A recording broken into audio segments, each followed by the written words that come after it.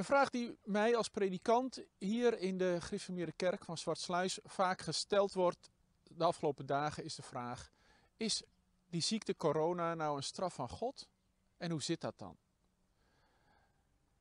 Daar wil ik een paar momenten met jullie over nadenken. Ik snap wel dat die vraag bovenkomt, want we hebben er nog niet een echte goede verklaring voor. En het wereldwijde ervan, dat maakt ons ook onzeker. Allerlei technieken die hebben we in huis om van alles en nog wat te beheersen en te beheren. Maar deze ziekte, we krijgen er op dit moment nog niet echt goed grip op, behalve dat we thuis moeten zitten en afstand moeten houden. En uit moeten zieken. Maar dan komt toch de vraag boven, ja, maar zit er dan niet een sturende hand achter? Of is er iets anders aan de hand? Daar wil ik graag even wat over delen met jullie.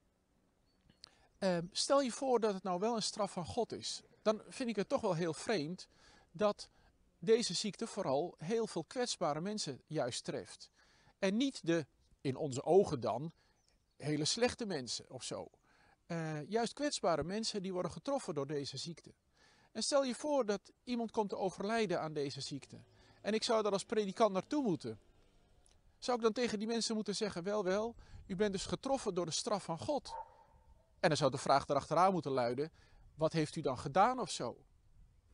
Op die manier snap je al wel dat het een vreemde manier is om daarop te reageren. En eigenlijk kan het zo ook niet.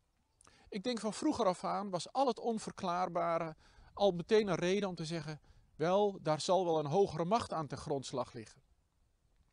Mijn gedachte is, volgens mij is het gewoon begonnen in China, toen een paar Chinese mensen vleermuizen zijn gaan eten waar dat virus op huisde.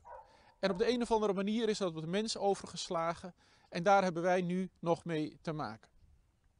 De vraag als het een straf van God is, stellen we trouwens nooit als het bijvoorbeeld gaat over gewone griep. We stellen hem eigenlijk ook niet als het gaat om honger in Afrika. Ook vreselijke dingen.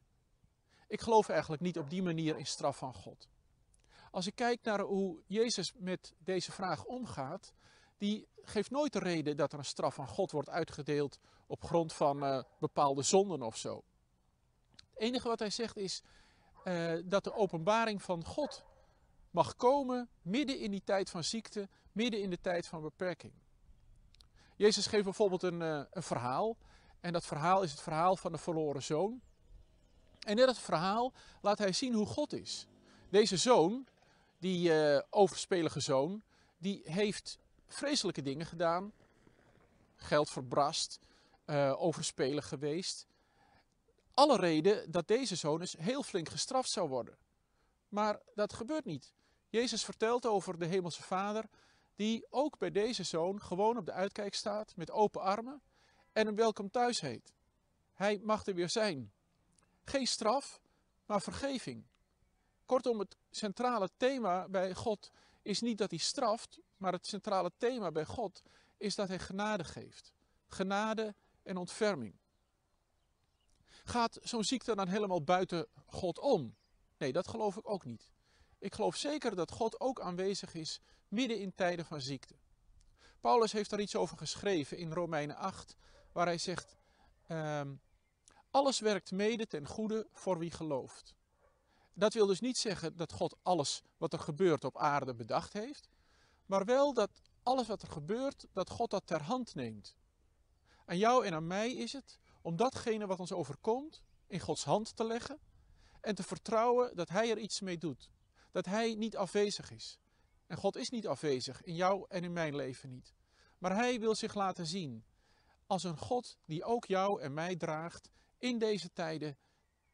Pittige tijden, zware tijden, onzekere tijden. Maar Hij strekt zijn hand uit naar jou en naar mij. En dat geeft me hoop, dat geeft me moed. En hopelijk jou ook.